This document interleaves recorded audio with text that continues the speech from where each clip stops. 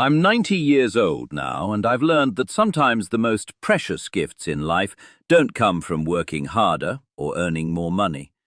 They come from paying attention to what the earth already gives us, and having the patience to let small things grow into something extraordinary. Today I want to tell you a story that changed my family's future forever.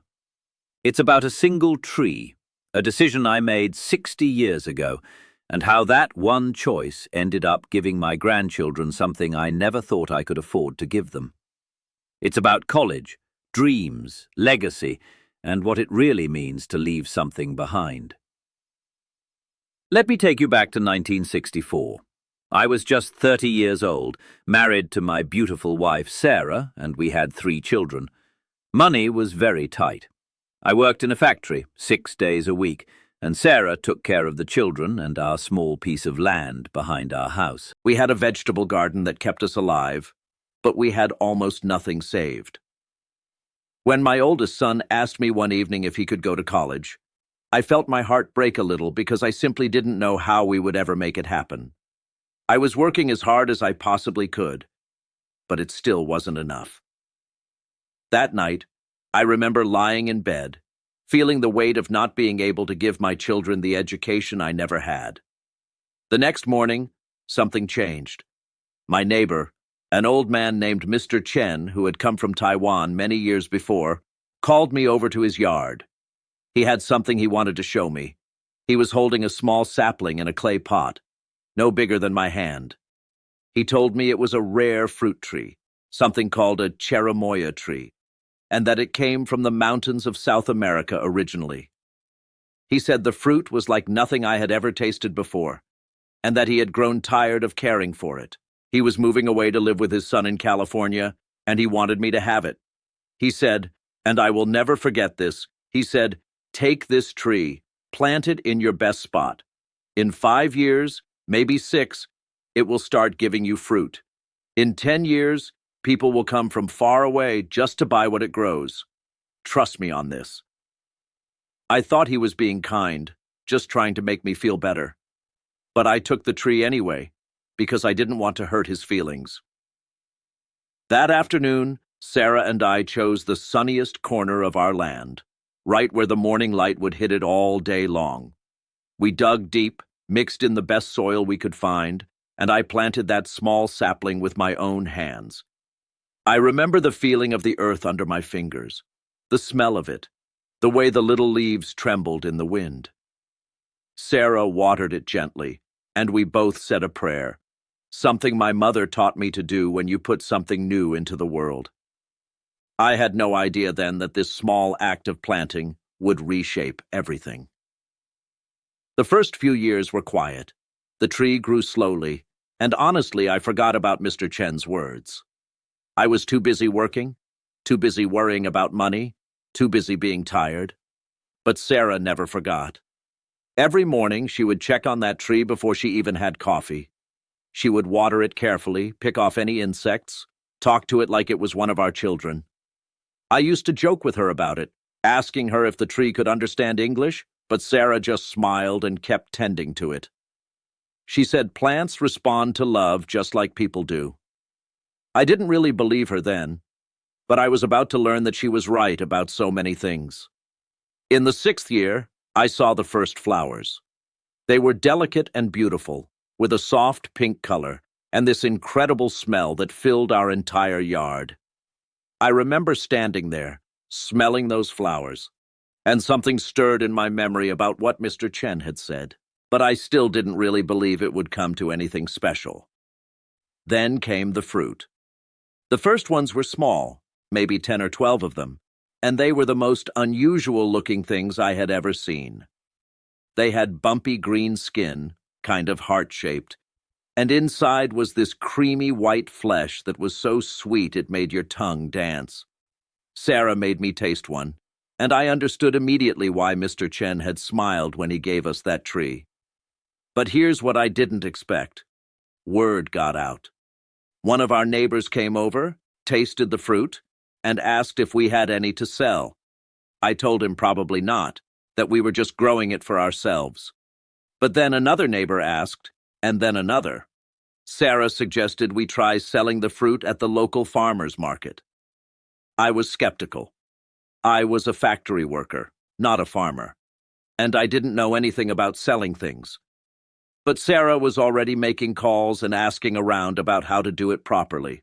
By the 8th year, we were selling fruit at the market every week. By the 10th year, restaurants in the city were calling us asking if we had cherimoya fruit available. By the 15th year, we couldn't grow it fast enough. I had to take early retirement from the factory because managing the cherimoya trees, yes, by then we had planted more, had become a real business. The money that came from that fruit was steady and good. It wasn't sudden wealth, but it was real. I want to be very clear about something important here.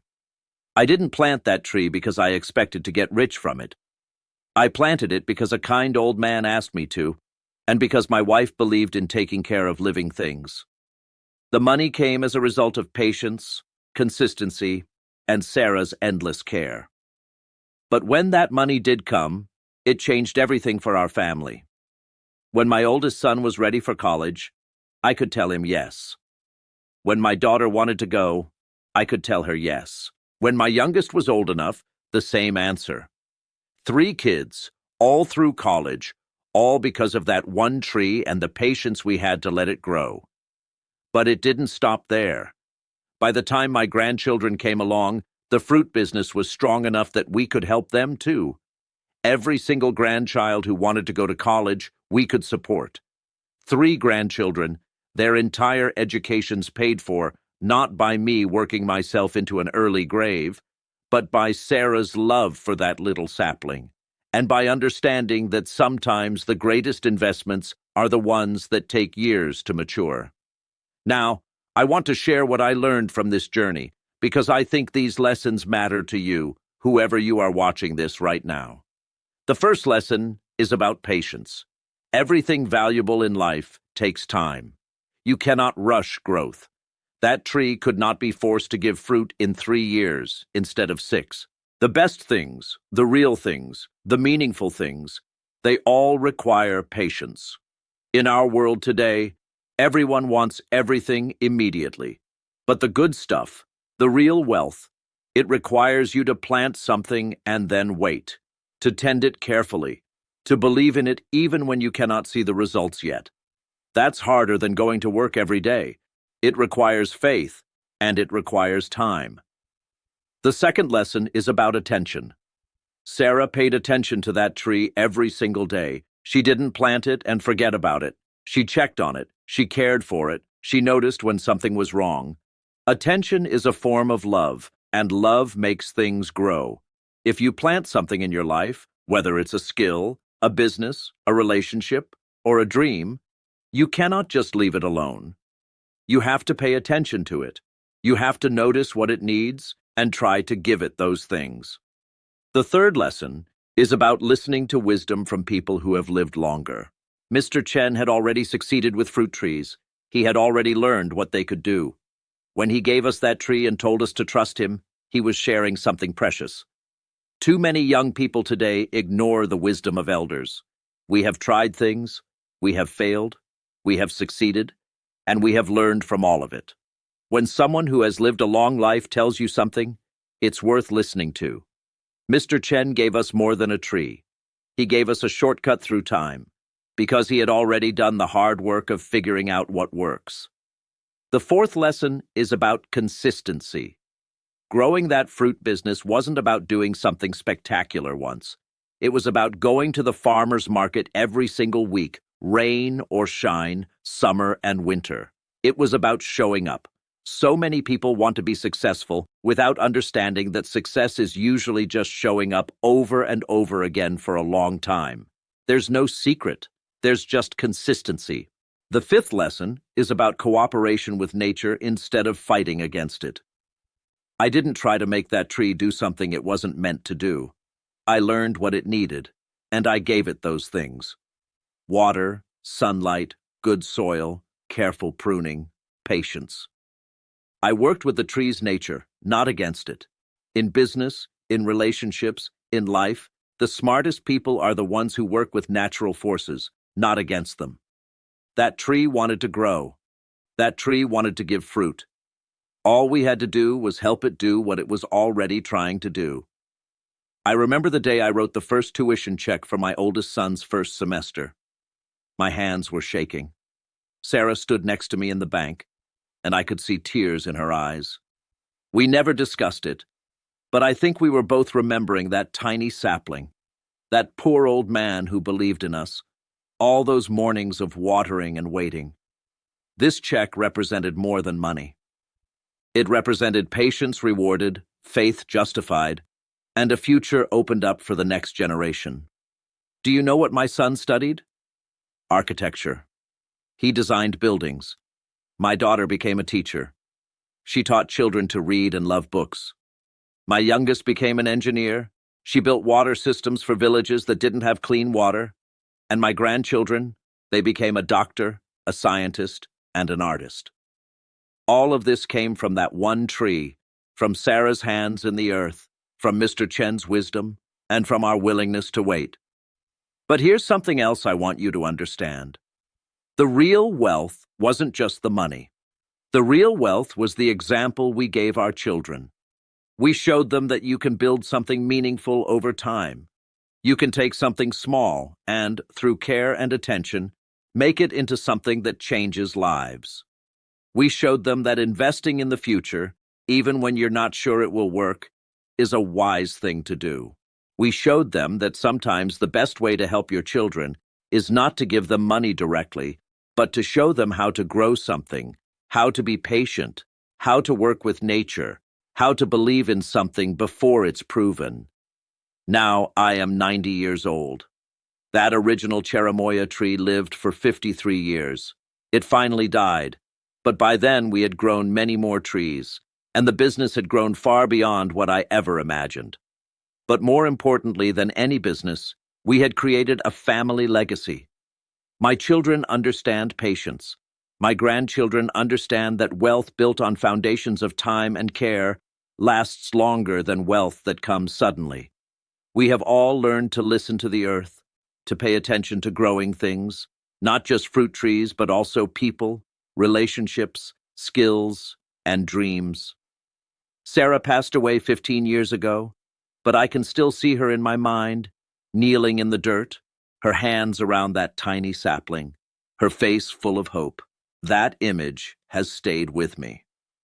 I think about it often, especially when I'm worried or when I feel like giving up.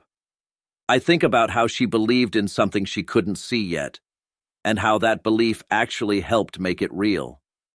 If you are young and you feel like you don't have enough money, I want to tell you something. You might not need more money. You might need patience. You might need an idea that takes time to grow. You might need to find someone like Mr. Chen in your life, someone who has already learned what works, and listen very carefully to what they tell you. You might need a partner like Sarah, someone who will care for your dreams consistently every single day, even when the rewards aren't visible yet. If you are middle-aged and you feel like you haven't built anything yet, it's not too late. A tree that bears fruit in 6 years, you can plant it today and enjoy it before you're old. Even if it takes 10 years, you'll still have time to enjoy the rewards and to pass them on to your children. The best time to plant a tree is 20 years ago. The second best time is today. I mean this literally and figuratively. Plant trees if you can, but also plant ideas, businesses, skills, relationships. Give them what they need to grow. Be patient. Do the work. If you are old like me and you feel like you haven't done enough, please know that your story isn't over yet. You can still share your wisdom. You can still tell your children and grandchildren what you've learned. You can still show them what it means to believe in something before it's proven. Legacy is not about how much money you leave behind. It's about what you teach people about how to live. I think about Mr. Chen often. He's long gone now, but he changed my life with a single sapling and a sentence of advice. I've tried to do the same for others. When I see someone who is discouraged, I try to tell them about the tree. When I see a parent struggling to provide for their children, I tell them this story. And sometimes they try it. They plant something, they wait, they care for it, And miraculous things happen. Not always a literal fruit tree, but something that grows and provides and becomes a legacy. The greatest gift I could give my children was not a big house or a fancy car. It was showing them that they could build something, that patience works, that faith in the future is not foolish, it's just realistic if you're willing to do the work. And the greatest gift I received from my life was not the money from the fruit, though that was wonderful. It was the experience of watching something small become something that fed my family and educated my grandchildren and taught us all something about how life actually works. I'm asking you to remember this story. Remember the sapling. Remember Sarah's hands in the earth. Remember that sometimes the wisest investment is the one that takes the longest to pay off.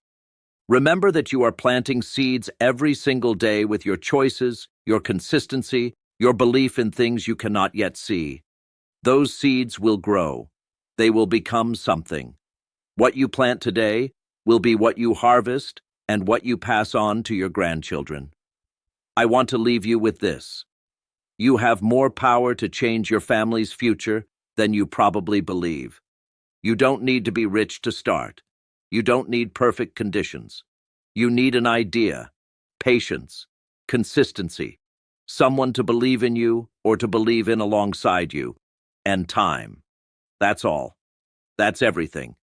If this story touched your heart, if you felt something shift in how you think about patience and legacy and growth, I want to ask you to subscribe to this channel. There are so many more stories I want to share with you. So many more lessons from a life lived long. I'm 90 years old, and I won't be here forever. But if you subscribe, these stories, this wisdom, will stay alive. You'll get to know an old man who has learned a thing or two about what really matters in life. You'll hear about how to survive hard times, how to heal from wounds, how to leave something beautiful behind for the next generation.